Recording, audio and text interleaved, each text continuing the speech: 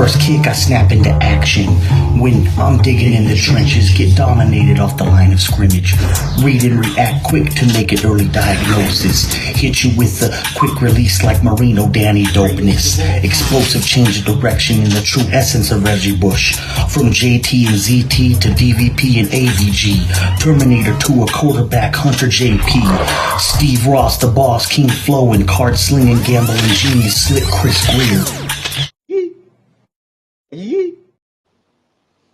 Hey, good morning, Justin. How are you, man?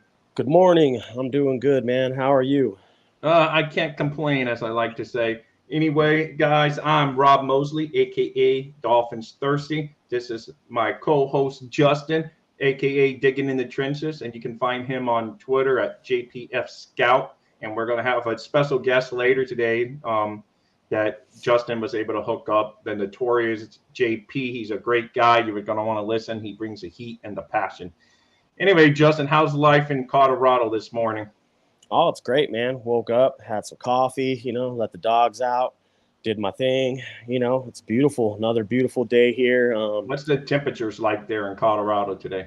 Below freezing right now, but honestly, if it's that's kind of a nice day around here. Like, I don't think it's going to be too cold. Morning, Steve. How you doing? Fins up, buddy. Yeah. So it's a good day, I guess, there. But here is T-shirt and shorts kind of day in South Florida. So beautiful. What can I say? But our Dolphins won't be playing in that kind of weather come Saturday. That's another topic. But we hit that more when Notorious gets us off his take, so we don't have to beat a dead horse over and over. Right. So, yes, and good morning, Steve. Thank you for joining from Texas. So anyway, where's your buddy? We haven't seen your buddy Colorado, Kevin, come in here for a while, man. You got to get him back, man. I miss him as a regular. He always brings it too. Yeah, he's probably hurting a little bit still, licking his wounds from the last couple weeks, like we all are.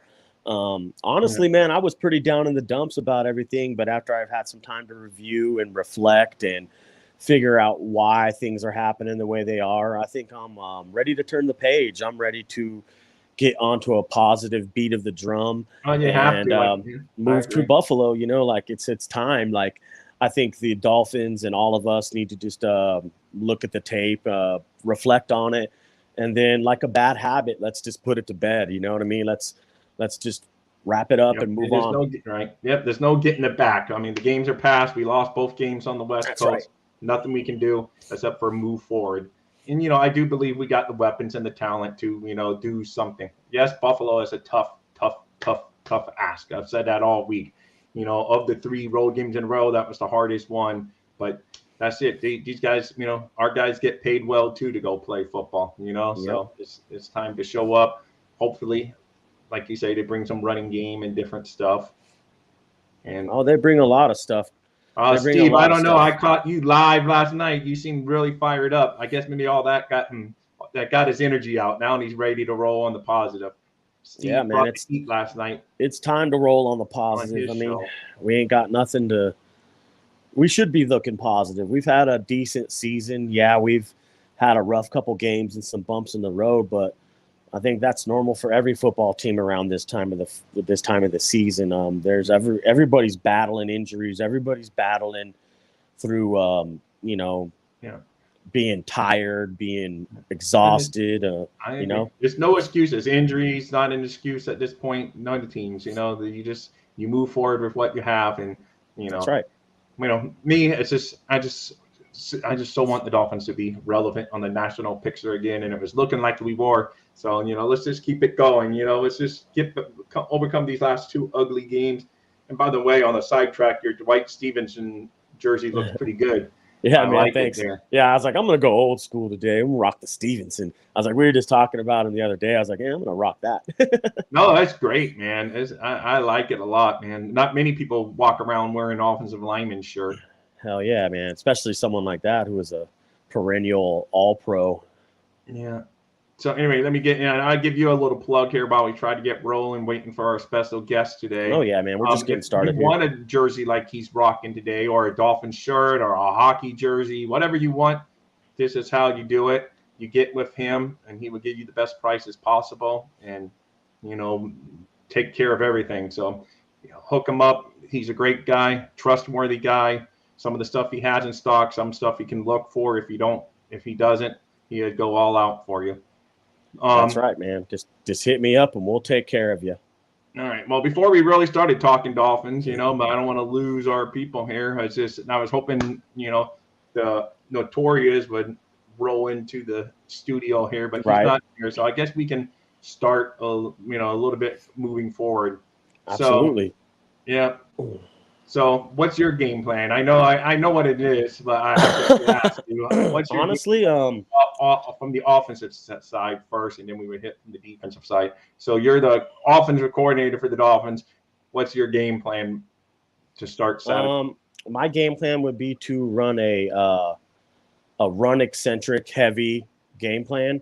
I want to come into this game with the mindset of opposing our will on their defense and literally just taking it to them. And I think the way to do that is to establish the running game. I thought about it a lot last night, and I've been thinking about it a lot lately, especially the last 2 weeks. I think Mike McDaniels just needs to do a better job of using everything that he has at his disposal. I need to see more Alec Ingold involved. I need to see more of the tight ends involved. It wouldn't hurt to employ an extra offensive lineman.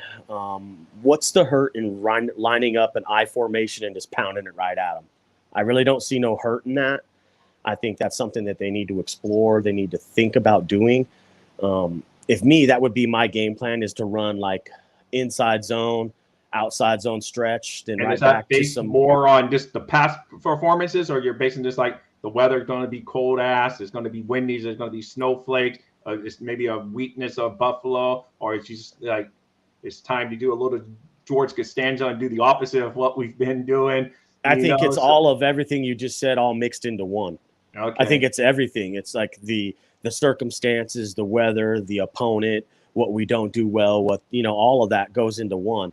And at the same point in time, we need to start doing something different than what we've been doing, because everybody's caught on to what we're doing now.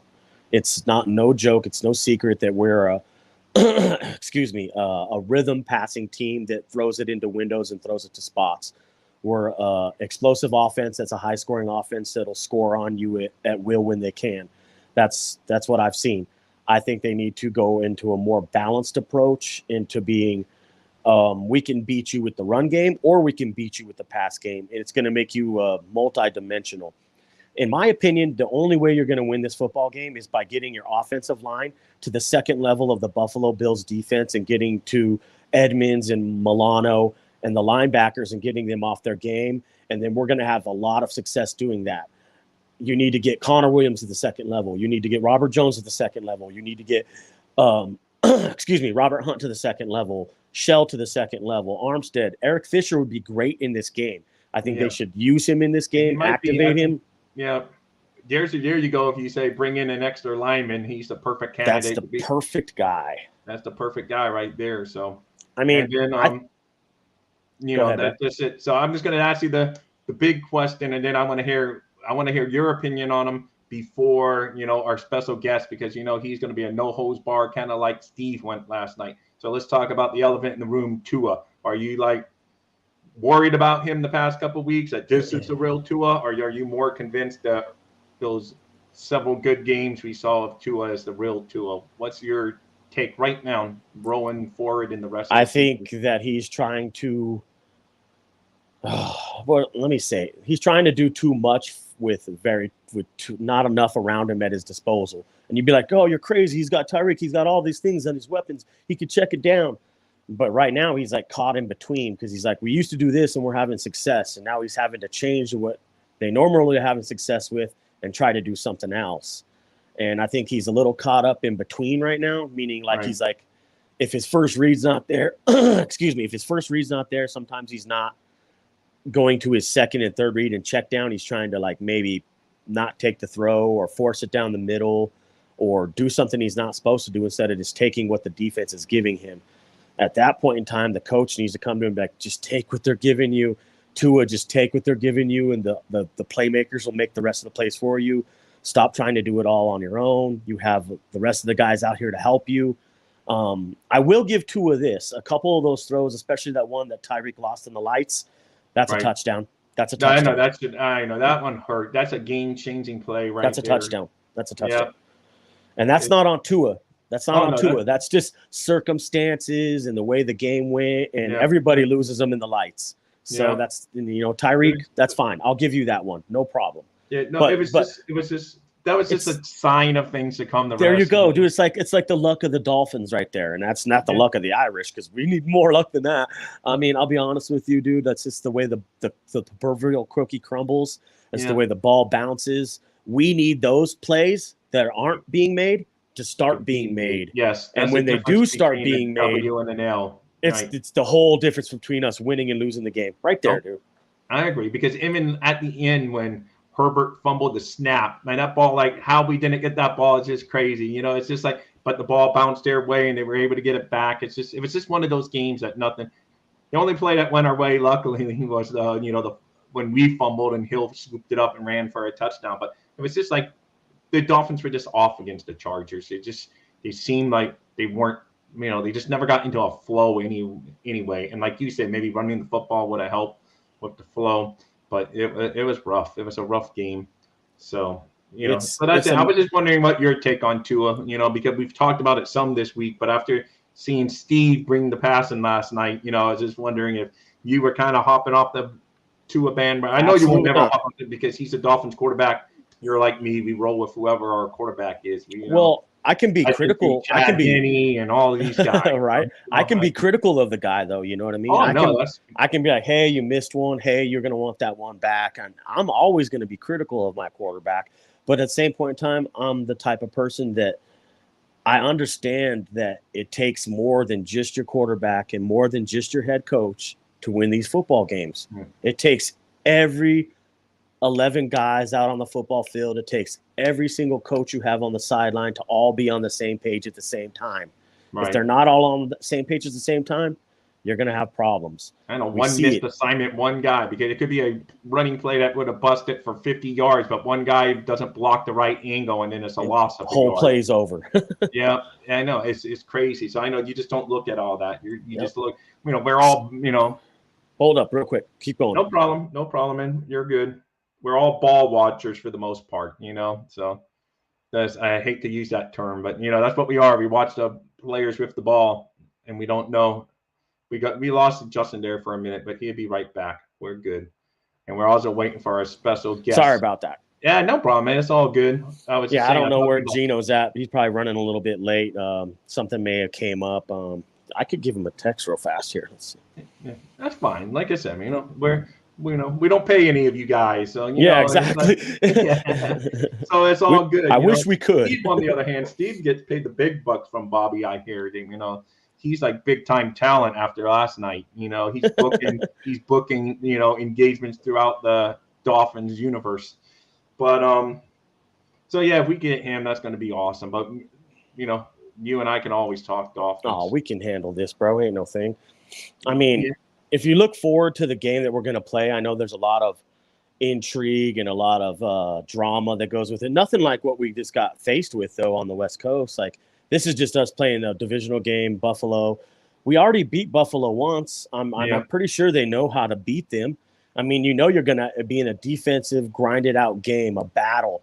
Like, I'm not saying I don't want to throw the football, but I want to throw the football in, like, high-percentage areas. Right. Like, I want Tua to finish the game throwing for, like, 17 attempts, 14 to 17 for, like, 151 yards. You want a well-balanced attack, touchdowns. Basically what you're saying. I want balance. A mix of the run and the pass, which, is always every team's goal, but it always seems to get thrown out the window at honestly, in this game, I think I want to be more run-heavy. I think I want to go in. I want to be, like, 60-40.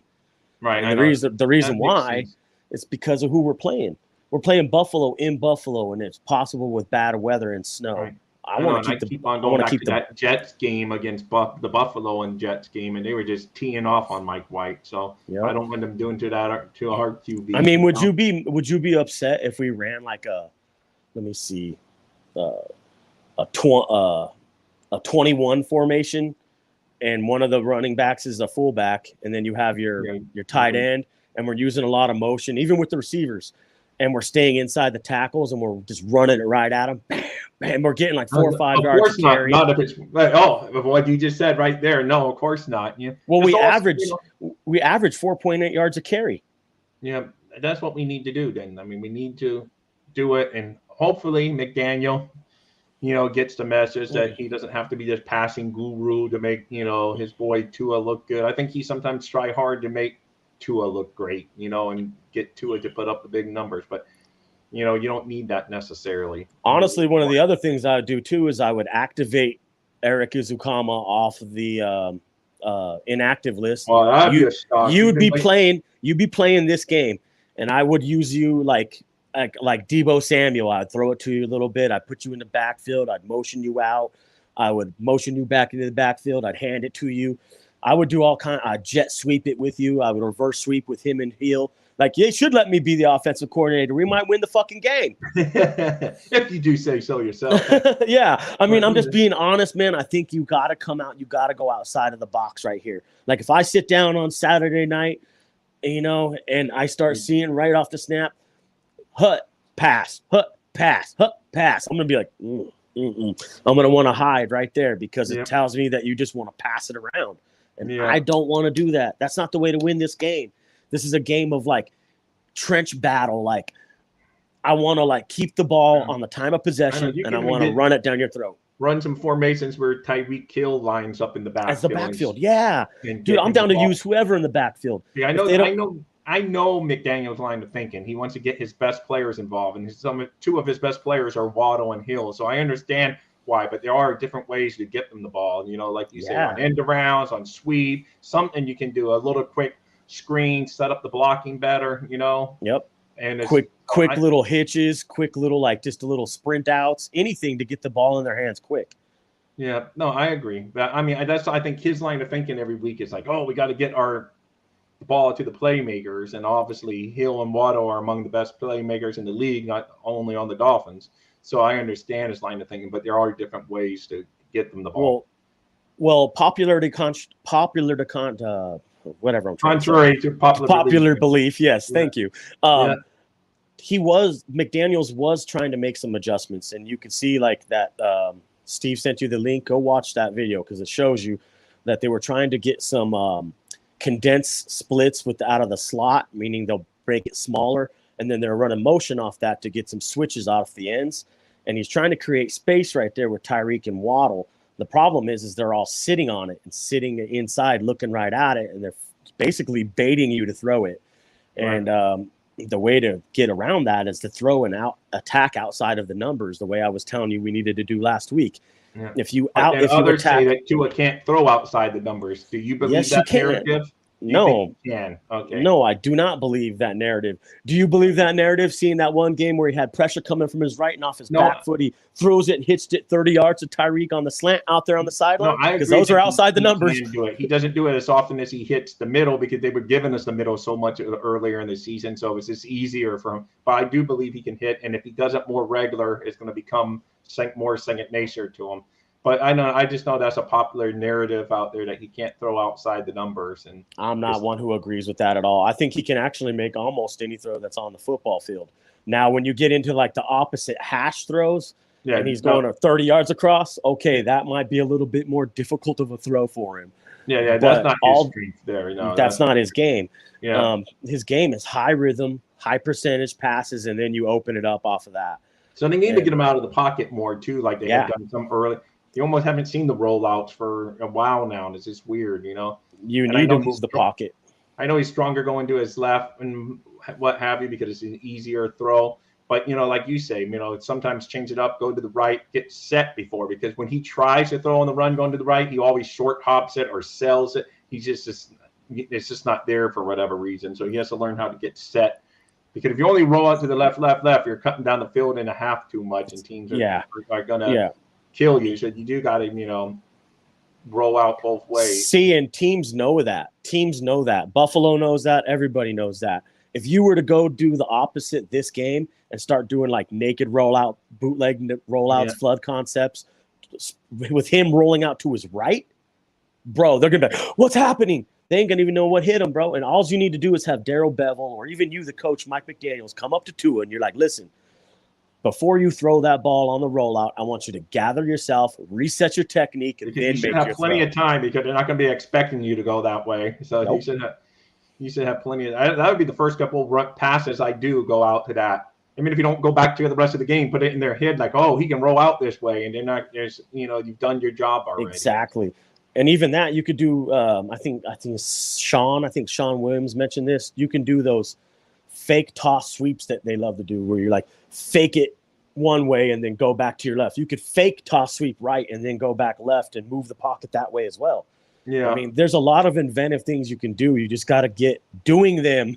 Yeah, we're going to see. Saturday night's going to be a telltale sign. If we show up, and yes, this is the NFL, there's no, mulligans, nothing. There's no give me points or whatever. Oh, he gave it the old college try. It doesn't happen. But at least if we go in there and we show we're competitive, I will have hope. But if you just go out there and it's an old Dolphin beat down like we've lost to Buffalo the past couple of times, then that's when I start saying, okay, we're just, we're pretenders. We're no longer contenders. Because I still think we're a contender as of right now. And we're getting very close to pretender. And if we go up and get blown out by Buffalo, we're just pretending because we're not going to beat them in the playoffs. Then if we have to go back, so to me, then we're just back into we have to go at least show face in that we can hang with Buffalo. I mean, the Jets went in there and hung with Buffalo, so we can't go in there and lay an egg against Buffalo and get blown out. There's no excuse. No. I know it's on a short week after being on the West Coast. I know the weather's going to be sucky, but they came down to our sucky weather and we made fun of them for making weather as an excuse. So there's no excuse. We just have to bring our A game and be competitive against them. Yes, I want the W, but if we go in there and we lose like a 17-14 game, I'm going to say, okay, we just didn't go lay down. We went and we battled, and they got the bounce of one ball more than we did, and they won the game. That's okay. Again, I'm not giving them no college try. There's none of that in the pros, So but still, that would be at least okay. I just don't want them to go and we're watching and it's like one of those games where we're blown out and you're just watching for garbage kind stats. That's what I don't. Right. Oh, I hope we score. At least we're not shut out. I'm hoping for one of those, not for one of those games. I mean, it'd be great if we went up there and we put the hammer to them and beat them. Oh yeah, that'd be the greatest sign. But, yeah, it would. So I don't know. I just think maybe over the West Coast trip we got a little too cute for ourselves, and it's just they never got in a flow in any of those games because against the Niners, Tua was off, and then. And there's other things, of course. Again, like you say, it's not just Tua. It's just a lack of running when we were running okay against the Niners. We just didn't do it. But, so, I mean, both games, as much as we were off, were winnable games for the Dolphins late. Oh, yeah. It is still won.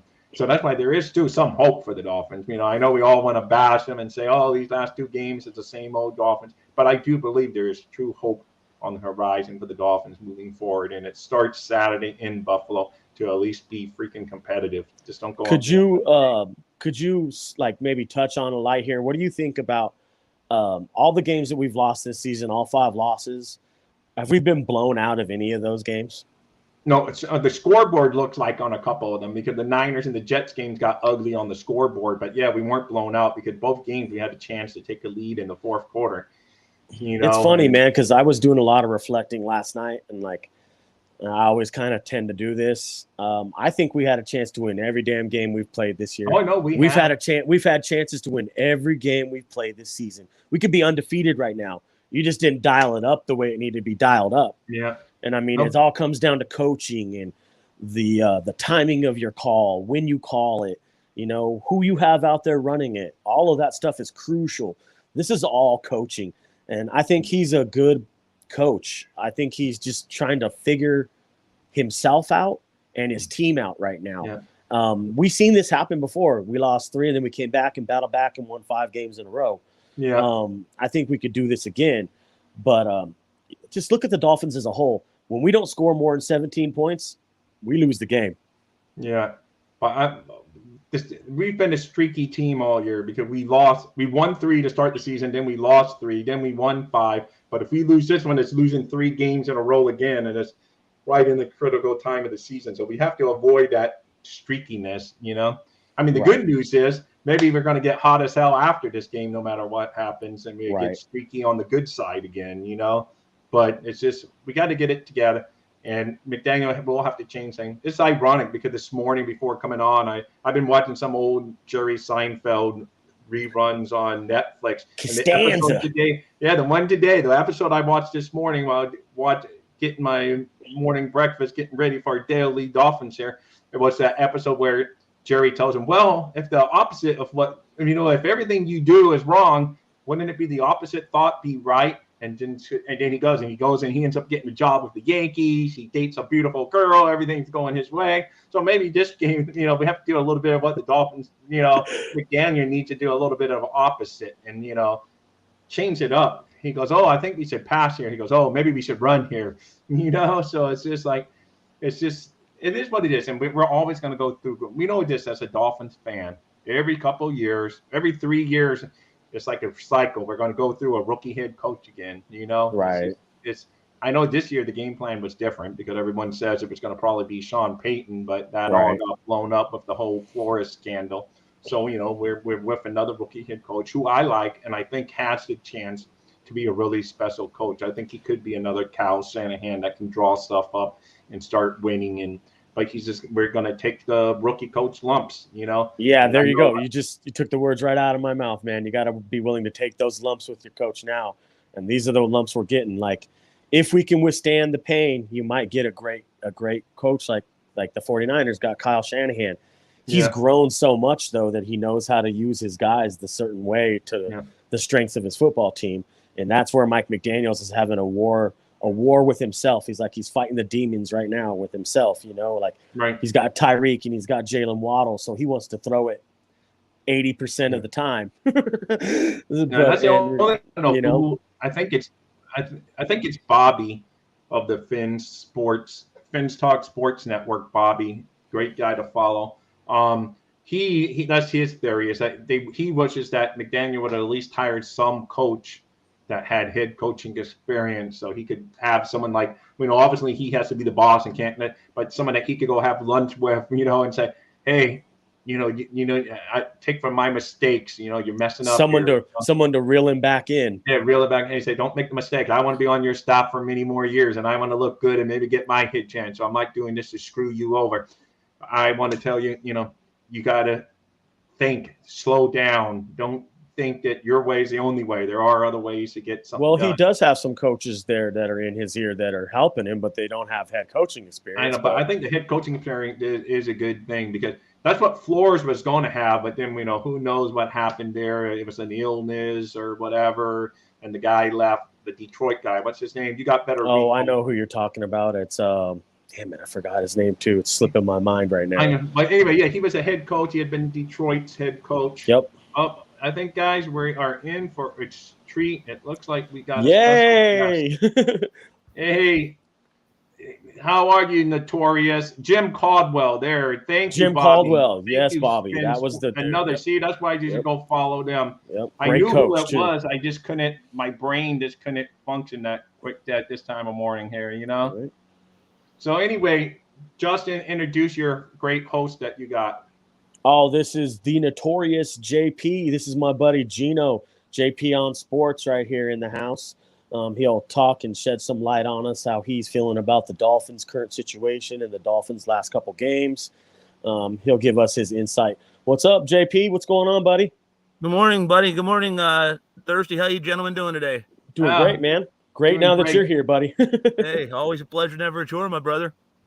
Yeah, absolutely. So, give real us quick, I just wanted to, and I know this is Dolphins related, but this gentleman had such a major impact on not just college football, but the football landscape as a whole. Because if you look at a lot of the offenses in the National Football League, it's this guy's influence. I mean, Cliff Kingsbury has a job in the NFL because of it. Sean McVay. I mean, all these air raid offenses are because of this guy. Mike Leach passed away yesterday at 61 Very years sad old. News. That was sad. Oftentimes we tend to either magnify or vilify these coaches based off their wins or their losses, their successes or their failures on the field.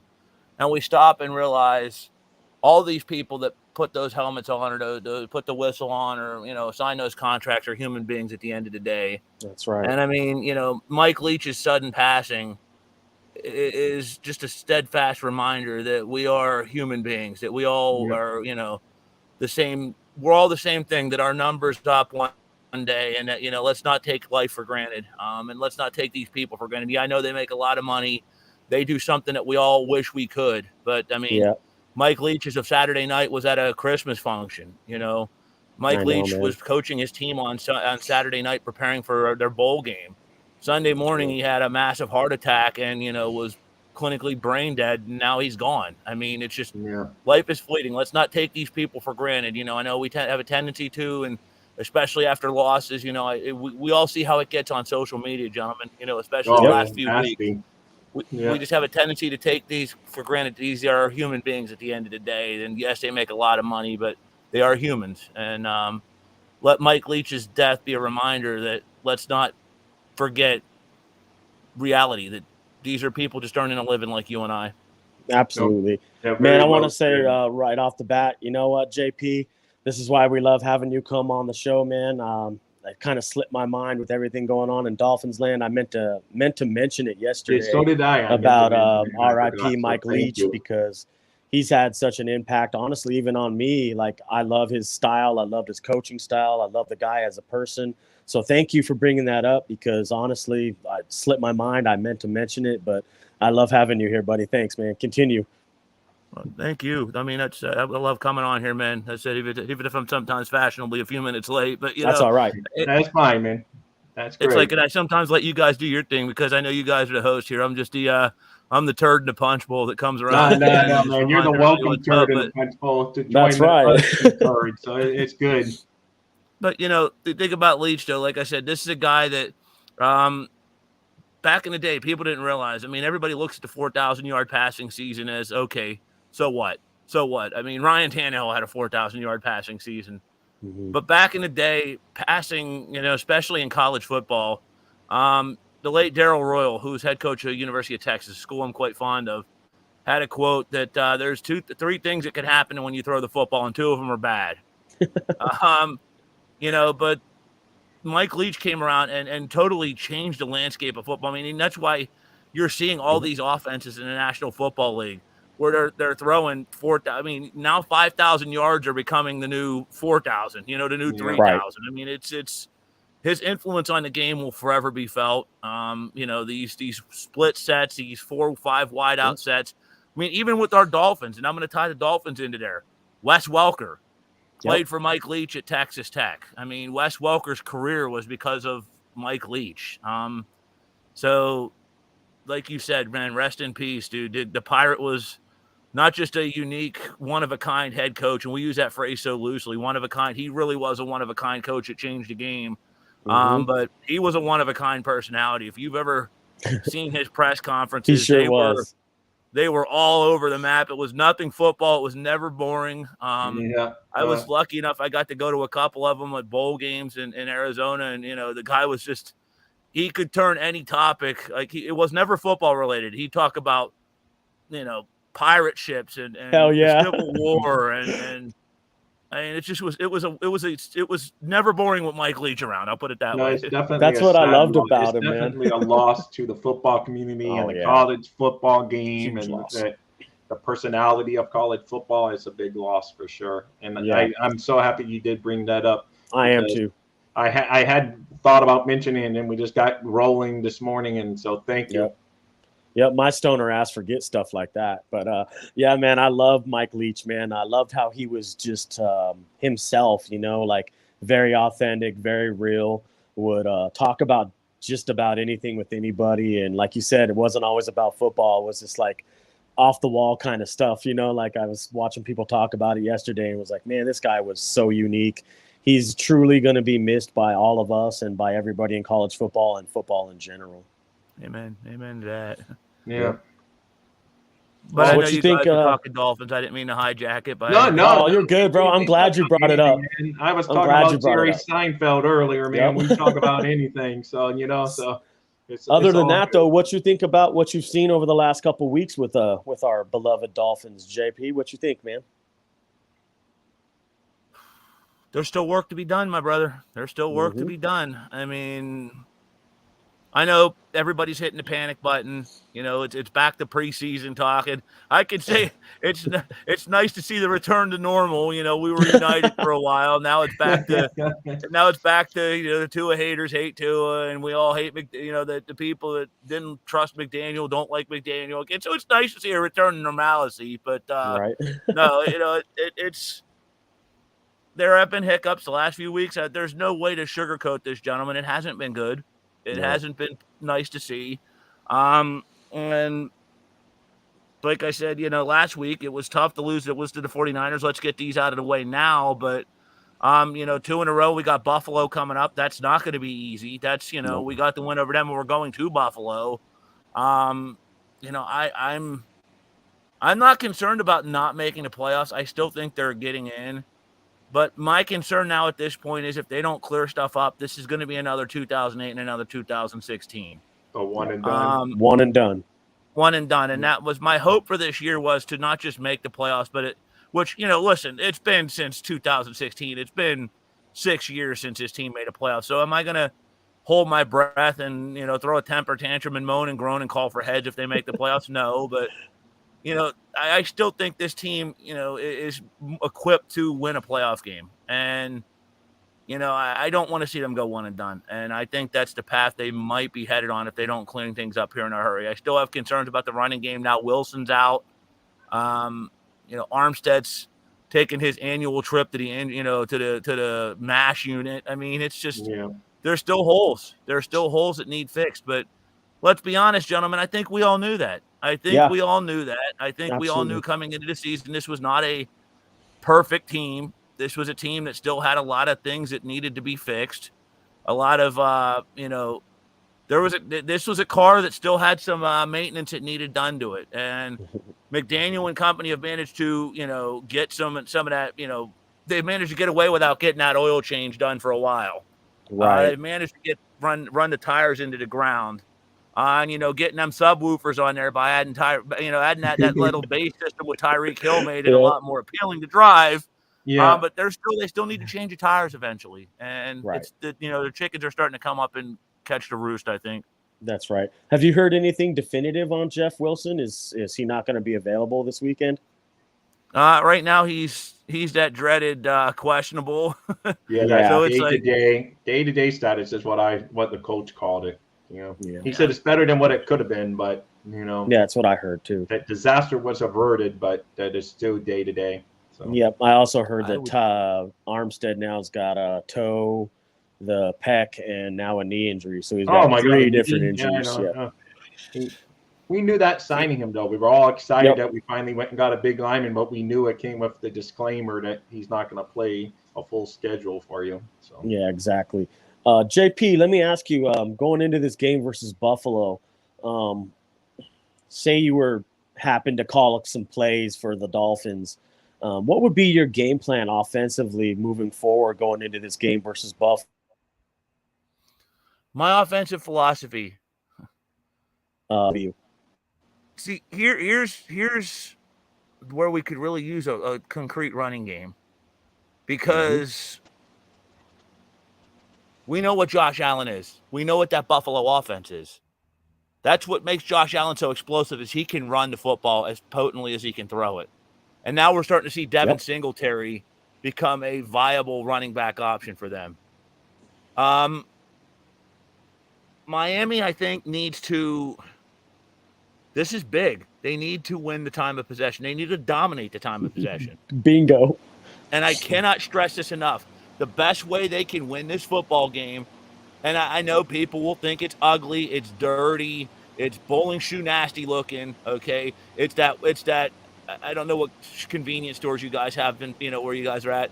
If I say Wawa or Sheetz, some of you may not have a damn clue what the hell I'm talking about, okay? Yeah. It's that 7-Eleven hot dog that's on the discount aisle that's got the soggy bun, okay? Yep. The hot dog looks like it's been sitting there for 8-10 hours, okay? We got to turn this into the 7-Eleven hot dog game offensively. Make it ugly, make it nasty. Keep the football out of Josh Allen's hands as much as humanly possible. Dominate the time of possession. TOP. I don't give a damn about YAC. Everybody's yak this, yak that. Want to see it this week? Go to your local zoo. Go to your local zoo. Okay. I want to see TOP. That's the 3 initials that are most important this week. TOP, because TOP is going to keep the BALL out of Josh Allen's hands. That's right. That's kind of like, so what you're saying is kind of like Justin pointed on, as they do, like, not in the playoffs where New England got killed by Buffalo last year, but excuse me, but in regular season they actually went into Buffalo on bad conditions and they controlled the time and they actually shocked the world and beat Buffalo in Buffalo. So you're talking a little bit about that kind of game plan. I don't know if you remember that game last year, but New England controlled the ball and where they threw the ball twice the whole game. Yeah, I remember the game. That's exactly what JP is describing. That's exactly what I'm calling for, and it's exactly what the doctor ordered. Like, a lot of people can be like, that was ugly, that was gross. Dude, that was the most beautiful thing in symphony NFL history, if you want my opinion. Yeah. If you win the game like that, I'll be excited, dude. We'll see what happens. Beautiful, a win. A win and a sweep over Buffalo. That's the most beautiful thing you've ever seen. Any win against any win. No, I agree. Hell yeah. A win against Buffalo is beautiful no matter how you do it. And that's what we need. So I don't know. That's it. That's all we need. So, like, JP, what's your? I hate to do it because it's a beaten up topic. But what's your take on Tua the past 2 games? Is that the real Tua, or is that Tua that got us to all these victories the real Tua? Where are you in the Tua spectrum? You know what? I don't think this is the real Tua the last couple games. Listen, Superman had a shitty day some days. Even Superman had shit days. I mean, you look at every great quarterback, and by no means, ladies and gentlemen, am I saying Tua is a great quarterback yet, okay? But you look at all this consistency that he's had, all these good weeks that he's had, very good weeks, okay? Mm-hmm. Then you're going to sit there and lambast him because of a couple of bad weeks, or a couple of ho-hum weeks. Let's relax, okay? It's December. The offensive line is beat up, and you know this. You know this, Justin. I've been pissed off more than anybody. Letting blame the offensive line. I'm the king, and let's not blame it all. But in this case, look, there's a lot of variables that were Tua, and the man is allowed to have an off game. I mean, I've seen the great quarterbacks of this game. I saw Marino, Amber Heard to bed in the game. I've seen Joe Montana, Tom Brady, the best of the best have had off weeks. It happens, That's right. As I said a million times before, and I said it last week, I'll say it again. Get it out the way now. Get these turds get these Amber Heard games out of the way right now. Let's remove these. Let's get them out the way now. I don't think this is what we seen last week as a real Tua. I think, maybe he's not the Tua, and I said after the Baltimore game. Maybe that's not Tua. This sure ain't Tua. It's something in between, and I think it's what we've seen in the weeks that followed when he was on the field, and that's a pretty damn good quarterback. No, I agree. He's a quarterback that you can win with, and that's the most important thing. So that's our take in general too. But like you say, it's been an ugly week on Twitter with especially after losing to Justin Herbert. That's already the big debate, and then you go in there and you lay an egg against the Chargers. Yeah, I love to hear JP talk about the masses and how he talks about all the fans out there that have their ways and their opinions swayed one way or another, and how if Tua does one thing, the masses might sway one way or the other. You never know. So I love to hear JP talk about it. One week he is the second coming of the man whose birthday we're going to celebrate on December 25th, and then 1 week he is. He's the man on December 25th's arch enemy. It just depends. It don't even have to go like day by day. It's quarter by quarter. And some of these people, it's throw by throw. Oh, no, I swear to God, some of these people do this to troll. They do it because they know it gets attention and it gets people recognized. Dolphin fans bite all the time. I guess that's a part of living in the ocean. We always take the hook.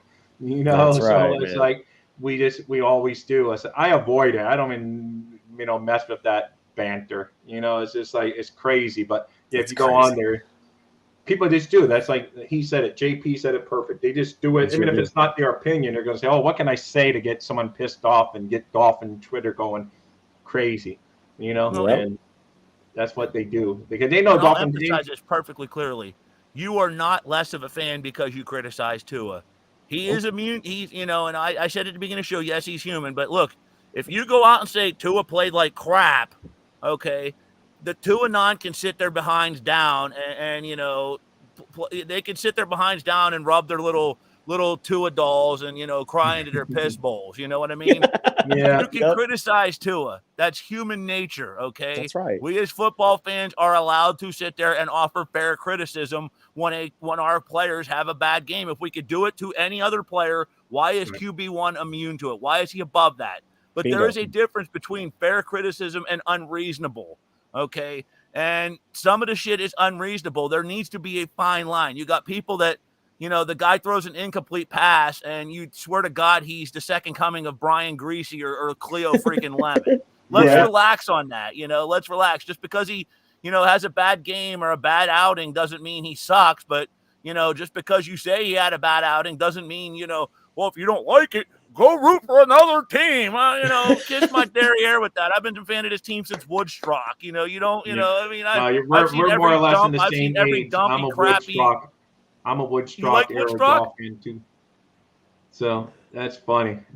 So yeah, we're saying same age group. That's when I was like the AJ Dewey days and the Woodstock days. So that's great that you said that. So we've lived through a whole bunch of people since Marino, and it's just crazy, the John Becks of the world, Chad Henne, Cleo Lemon, Pat White getting killed. He was never really brought in to be a quarterback, but still, it's just all those memories. It's just like I can live with me some Tua, what he's given to us. That's right. So. Man, I love Wednesdays, man. We get to have my buddy Gino here come pull us all back down to earth. No, makes it time fly. We're running at the end of our show here. I know, or pull us off the ground from death. I love Gino, man. I love you, bro. I love having you on the show and telling everybody what you think and feel because, man, I think you were spot on. I think he's got some of the best takes out there, man. Yeah, and you can find him on Twitter at the Notorious JP. Yeah, go follow him, man. You're doing yourself a favor. You follow this guy. Yeah, he's definitely fun to follow. Oh, dude, so guys, awesome. We're almost at the end of our Wednesday show here, and we're so happy that JP joined. And if any of you guys out there want to join, man, let us know. We'd love to have you on the show, man. We talk about all kinds of stuff, silly stuff, Dolphin stuff, whatever you guys want to talk about. That's right, man. JP, I hope we can make this a regular Wednesday thing. Every Wednesday, we would love to have you. 100%. I'm here. Like I said, just break the glass mirror. I know Justin told me, hey, we want you on we want you on Wednesdays. You told me. I said, yeah, I'm here. Absolutely. I got my Wednesdays clear for you guys at 10 o'clock in the morning Eastern Standard Time. Hell yeah. So, I'm ready to rock and roll and entertain or piss off or have people want to strangle me. It just depends upon what day of the week it is, but. Yeah. Hey, no, it's great, man. You bring the energy. I love Justin and I was like trying to find stuff to talk about, and you came in and you brought a whole new energy. And dude, he's awesome. Remembered Mike Leach, what we forgot. We both wanted to talk about him, totally forgot about him, and you brought him up. Great. Like I say, he's a great loss to the sports community and just the community in general because he was a lot of fun. Oh, Justin fell out right there at the end. He always falls out. It's like part of the, it's part of our stick. He has to fall out at the end of the show every week. So, but anyway, thanks, JP. Oh, here he comes again. Here he comes. Let's see. My bad. It's all good. I said, this is your stick. You have to fall out at the end of our show every week. Exactly, bro. Every episode. So yeah, on Wednesdays, you guys just don't forget about Wednesdays. In case emergency, break glass. We got JP in the house breaking glass on Wednesdays, man, and I love having him here. All right, break guys. Glass, don't break ass. If you want to break ass, don't tell us about it because we don't want to smell it. Yep. Oh, this is great, man. Good live show. I love this. Yeah. I was telling him before you came on because I've been watching reruns of Jerry Seinfeld every morning. And this morning's episode was the Costanza do the opposite of what you think, and it just was perfect timing, man. That's what the Dolphins have to do. Do a little opposite of like wanting to throw the ball all the time. Why don't we run the ball all the time? So I say maybe McDaniel needs to get a little Costanza on this week and do the opposite of what he's been doing. So that would help out. Yep. Hey, let's get Costanza, that'd be the greatest thing in the world. And I would give you hell normally for talking about a show that's based out of New York City, but my favorite show of all time was Cheers, which is based out of Boston. So I'm no damn better. I mean, I'm no damn better. I know it, but believe me, a funny thing is that you picked Boston because that's my baseball team. I grew up a Red Sox fan because I'm born and raised here in South Florida, but there was no baseball team when I was a kid. And everyone wanted the Yankees. So I said, you know what? I'm going to be a Red Sox fan. I like Jim Rice too. So I was like, I'm a Red Sox fan. And little did I know, I picked a team that, was in the midst of 86 years of not winning crap. Right. They won a lot for me since. As at least the one team I picked is, they actually won a lot for me now. Now the Dolphins, on the other hand, I was born into, it's just one of these days. That's all I can say. One of these days. It's funny. You've had that funny, if you like the Red Sox and the Dolphins, it's been a funny existence because for 86 years, the Red Sox didn't do crap. And, most of your early childhood, the Red Sox didn't do crap and the Dolphins were doing stuff. And now, now it's like for a while, the Red Sox are doing a lot of stuff and the Dolphins weren't doing crap. So can we have like a happy median in there? You know what I mean? In between. Yeah, I know. Exactly. It's just, it would be nice. Come on, Miami. Just, like I say, hey, my kids are 20 and 16, like I say, almost every episode, but they've never seen a playoff win. So it'd be nice if, maybe sometime in their lifetime, they're going to see the Dolphins host. That's right, man. I'm starting to I'm only 53, but I'm still starting to give up hope. I'm like, look at every year. I'm like, oh, this year. I buy into all the offseason hype. I buy into the draft picks. I buy into free agent signings. Then the regular season rolls around and it's like, oh, here we go. Same old Dolphins. And this year they were really hooking me. So that's why I think, like JP said, we're a playoff team. We just got to get back to it, snap out of whatever little doldrum that the team seems to be in. The West Coast, they got lazy on the West Coast. Right. They got that lazy West Coast atmosphere going. Sorry, I know, Justin, you're almost on the West Coast there. You're good, bro. They got that surfer mentality or something or whatever when they were out there because, they just haven't looked like the same team the past couple of weeks that we got spoiled. I don't mind. They did some surfboarding on Katy Perry. I'm all right with that. I would probably do the same thing if I was out west. So listen, now they're back east and they can get slapped into reality a little bit. There ain't no Katy Perry's in Buffalo. Believe me, I've been up there. More like what's the girl on? More like Chrissy Metz. You know what I mean? There's nothing wrong with that. Nothing wrong with that. She's kind of nothing wrong with that. Anyway, that's great. That's a great note to end on, Justin and JP. It's great having you. Like I said, JP, see you next Wednesday. Justin, I see you tomorrow. Yep. So any closing thought for you guys as I close out the show here? It'd be great. I have one final thought as Dolphins fans, keep your heads up. It's darkest before the brightest hour. Everybody keep your heads on straight and don't forget about what we're talked about here today about how we need to have a run-heavy offense. Go Dolphins. Fins up, off to Buffalo. All right. Hey, thanks. And JP, any closing thought for you? Hey, man, other than the fact that we're out of Katy Perry land and now in Honey Boo Boo Mom land, let's get in there. Look, it's a week-by-week basis in the National Football League, man. Yep. What happened last week, who gives a damn? What happened against San Francisco, who gives a damn? We still have a winning record. The playoffs are still within sight. That's right. Let's not lose faith and let's not lose track of what's ahead of us. Mm-hmm. Like I said, forget why we act this week, guys. If Tua goes out there and throws for 122 yards and they win the game, no complaints because they've swept Buffalo, and that means they've got a front runner to that's something that's a big step forward. But thanks for having me on. I always look forward to these Wednesdays, gentlemen. Absolutely, dude. Love having you. Guys. Thank you as always. You guys all rock. Make sure you hit that like and subscribe button. Check out dolphinthirsty.com and all's great, guys. Thank you again.